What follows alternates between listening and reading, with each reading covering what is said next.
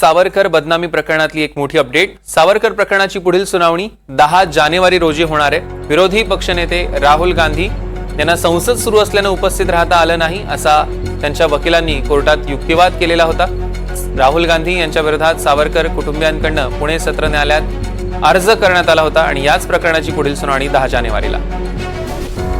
रेवती हिंगवे आपल्या प्रतिनिधी आपल्यासोबत जोडल्या गेल्या आहेत। रेवती, काय अधिकचे अपडेट्स आहेत?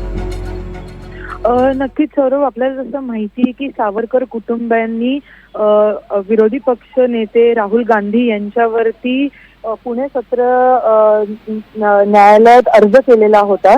खरं तर जेव्हा ते परदेशी होते तेव्हा त्यांनी एक वादग्रस्त वक्तव्य सावरकरांच्या विरोधात बोलले होते आणि त्याच पार्श्वभूमीवरती पुणे सत्र न्यायालयात त्याची सुनावण्या खरं तर चालू होत्या।